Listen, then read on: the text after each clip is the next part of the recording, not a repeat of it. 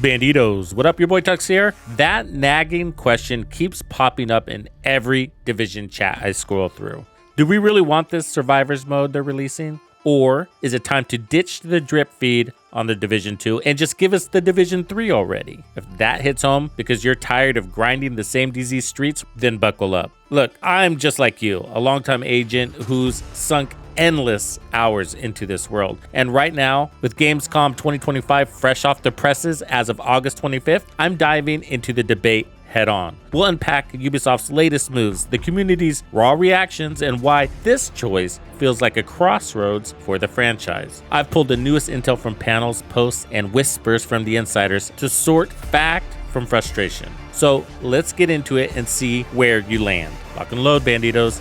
Let's do this. Wait, did we just become best friends? So nice to meet you. I think you're cool. Piece of shit wristwatch. So Gamescom just wrapped up and Ubisoft's dropped an updated Year 7 roadmap for the Division 2 that's got everyone talking, but not always in a good way. The next season, The Pact, hits September 9th, shaking things up with enemy factions teaming up against you. Think True Sons, Outcasts, and Hyenas plotting together, and a new permanent open world activity called Retaliation that builds on control points for more tactical takedowns and exotic loot paths. Then comes Mutiny in December, adding modifiers to crank the challenge and a companion NPC system where you recruit help for those solo runs. And the big reveal? Survivors mode, slated for 2026. A revamped take on the original game's survival extraction, winter vibes, resource hunts, tense extraction, but with community-driven tweaks for better flow and new twists like snow-covered DC landmarks. It sounds solid on paper, especially with over 40 million players in the series since launch, craving that intensity. That's all cool. But here's where the divide sharpens. Is Survivors enough to keep you hooked,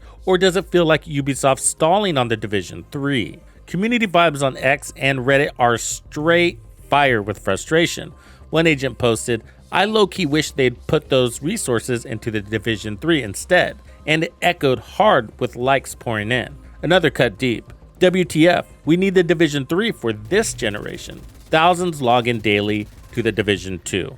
Sure, but forums are buzzing with theories that these updates are just band-aids, testing grounds for the Division 3 ideas, like smarter companions or survival tweaks. Some tie it to the 10th anniversary in March 2026, hoping for a Division 3 hint amid the fanfare. It makes you wonder, are we getting fed scraps to stay patient, or is this building towards something bigger? Shifting to the Division 3 specifics. Massive Entertainment's still grinding away, confirmed since 2023 with Julian Garrity leading as executive producer after Star Wars Outlaws. Job listings spiked in 2024 and 2025 for narrative directors, animation pros, and AI specialists, pointing to a focus on deep stories, smooth fights, and vibrant worlds via the Snowdrop engine. Insiders like Tom Henderson hold firm.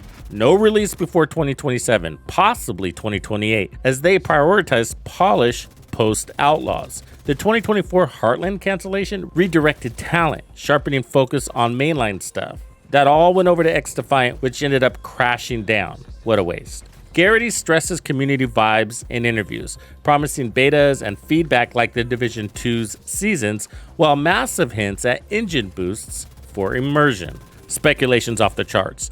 Chicago as a windy new hub with unique factions and weather forcing smart plays, or multi-city hops for epic scale. Fans crave deeper RPGs with agent hubs you customize, PvP where skill trumps gear, and crossplay to link platforms seamlessly. With Resurgence's mobile tests eyeing 2025, it might preview the Division 3 loot tweaks or controls. But Ubisoft's hurdles, like layoffs and cancellations, spark worries about more delays. Still, loyalty shines. Sales metrics show the hook strong, but against rivals like Destiny 2 and everything else that's coming out of the pipeline, fresh innovation's crucial. But let's get real. Ubisoft's navigating rough waters with layoffs, project axings, and financial struggles, and dwindling player trust that's building from past launches riddled with bugs, balancing headaches, and content delays. Community posts echo this, with agents worried about the Division 3 inheriting Ubisoft's current messes, calling for a launch without the usual issues that erode confidence.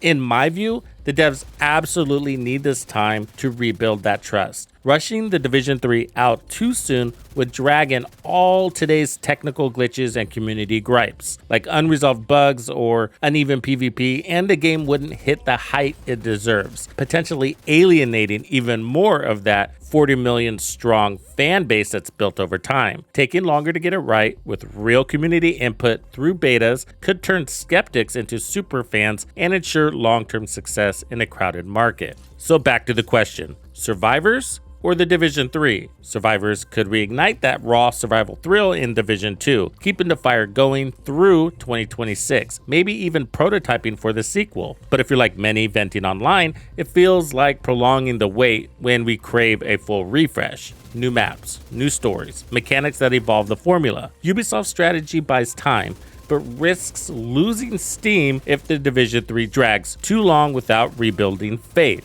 Personally, I'm content. Survivors sounds fun for now, and I don't think it's a great idea to drop anything super innovative into the Division 2. The community here is built on the tried and true, and the real innovation needs to come in the Division 3.